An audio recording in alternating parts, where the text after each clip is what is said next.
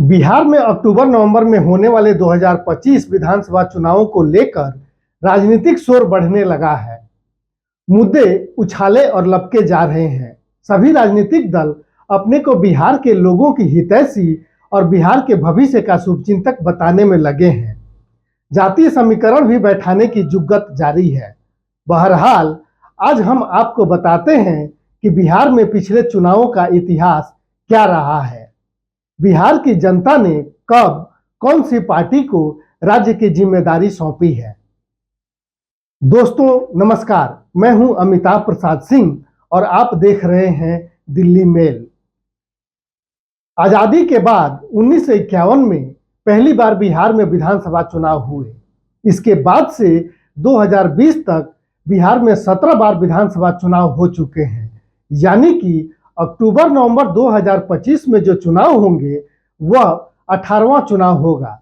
यहां आपको बता दूं कि साल 2005 की फरवरी में हुए चुनाव में सरकार नहीं बन पाने के कारण अक्टूबर में फिर से चुनाव कराने पड़े थे। अब सबसे पहले बात करते हैं वर्ष 1952, 1957 और 1962 के चुनावों की। इसे कांग्रेस युग भी कहा जाता है। साल था 1952। भारत ने हाल ही में आज़ादी पाई थी और देश के साथ साथ बिहार भी लोकतंत्र के पहले कदम की ओर बढ़ रहा था। पहले विधानसभा में चुनाव में कांग्रेस का बोलबाला रहा। 322 में से 239 सीटें जीतकर श्री कृष्ण सिंह बिहार के पहले मुख्यमंत्री बने। ये वो दौर था जब राजनीति का मतलब था राष्ट्र निर्माण, शिक्षा का प्रसार, कृषि का विकास। इस समय विपक्ष बिखरा हुआ था और कांग्रेस के सामने कोई ठोस चुनौती नहीं थी।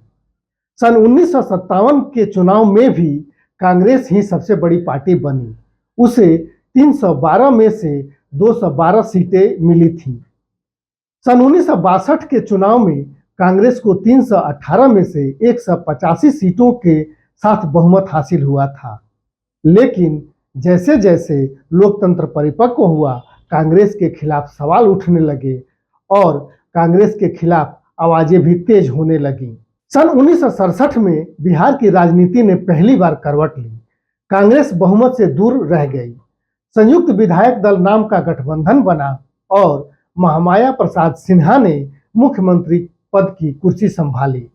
यह दौर भारत की राजनीति में गठबंधन राजनीति की शुरुआत माना जाता है, लेकिन गठबंधन सरकारें अस्थिर होती गईं। इसी अस्थिरता के बीच सन 1975 में आपातकाल लगा और जब 1977 में देश भर में चुनाव हुए तो जनता पार्टी की सुनामी आई। बिहार में सत्ता मिली समाजवादी नेता कर्पूरी ठाकुर को। ये वो दौर था जब पिछड़े वर्गों की राजनीति ने मुख्य धारा में कदम रखा। फिर सन 1969 के विधानसभा चुनाव में इंडियन नेशनल कांग्रेस सबसे बड़ी पार्टी बनकर उभरी। हालांकि उसे पूर्ण बहुमत नहीं मिला। उस समय बिहार में 318 सीटों के लिए विधानसभा चुनाव हुआ था और जीत के लिए 160 सीटों की जरूरत थी। कांग्रेस को 318 में से 118 सीटें ही मिली और भारतीय जनसंघ को 303 में से 34 सीटें हासिल हुई। इस चुनाव में एसएसपी को 191 में से 52 और कम्युनिस्ट पार्टी ऑफ इंडिया को 162 में से 25 सीटें ही मिली। इस कार्यकाल में भी राष्ट्रपति शासन के बाद दारोगा प्रसाद राय, कर्पूरी ठाकुर और भोला पासवान शास्त्री कुछ समय के लिए मुख्यमंत्री बने। अगला चुनाव 1972 में हुआ। इन चुनावों में कांग्रेस की जीत हुई थी और उसे 259 में से 167 सीटें हासिल हुई थीं। वहीं कांग्रेस को 272 में से 30 सीटें ही मिल पाई थीं। इसके अलावा भारतीय जनसंघ को 270 में से 25 सीटें हासिल हुई थीं।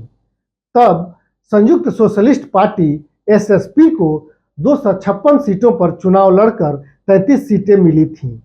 इस कार्यकाल में भी लगभग 2 महीने राष्ट्रपति शासन लगा रहा और उसके बाद 1 या 2 साल के लिए केदार पांडे, अब्दुल गफूर और जगन्नाथ मिश्र बिहार के मुख्यमंत्री रहे।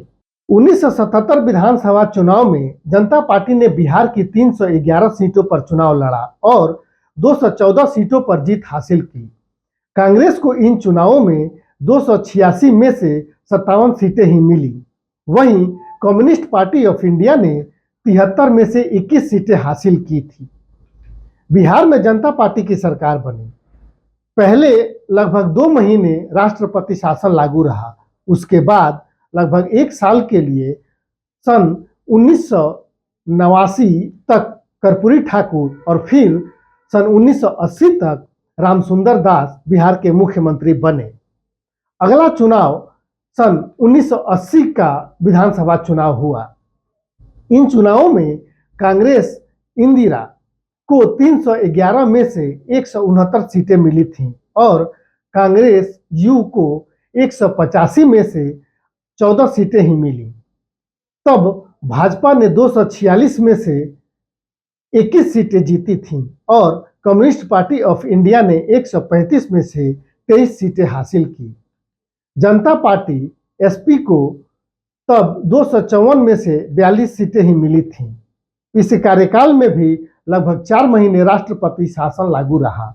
उसके बाद करीब 3 साल के लिए जगन्नाथ मिश्र और 1 साल के लिए चंद्रशेखर सिंह बिहार के मुख्यमंत्री बने थे। सन 1985 का विधानसभा चुनाव में कांग्रेस एक बार फिर सबसे बड़ी पार्टी बनकर उभरी।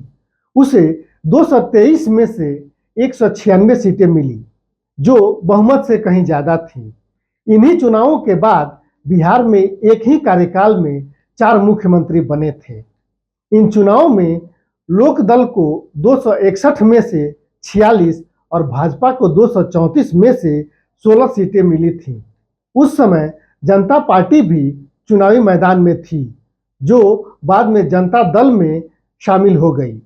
जनता पार्टी को 229 में से 13 सीटें मिली थी। इन चुनाव में 1985 में से 1988 तक बिंदेश्वरी दुबे बिहार के मुख्यमंत्री रहे।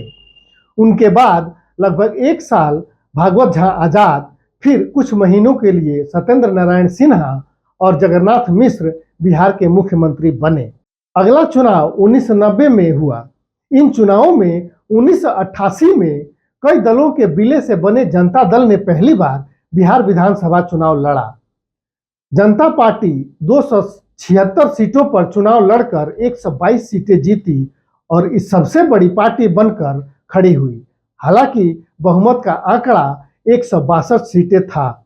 वहीं कांग्रेस को 323 सीटों में से 71 सीटें, भाजपा को 237 सीटों में से 39 सीटों पर संतोष करना पड़ा था। कम्युनिस्ट पार्टी ऑफ इंडिया ने 109 सीटों पर चुनाव लड़ा, जिसमें 23 सीटें जीतने में वह सफल रही थी। जेएमएम 82 में से 19 सीटें जीत पाई थी। तब बिहार में लालू यादव के नेतृत्व में जनता दल की सरकार बनी थी।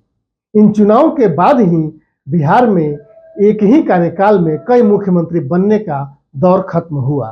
सन 1995 का विधानसभा चुनाव और इसके बाद की पूरी कहानी हम आपको इस वीडियो के अगले पार्ट में बताएंगे। आप हमारे इस सेगमेंट के अगले वीडियो का इंतजार जरूर कीजिए, जिसे हम बहुत जल्द ही अपलोड करेंगे।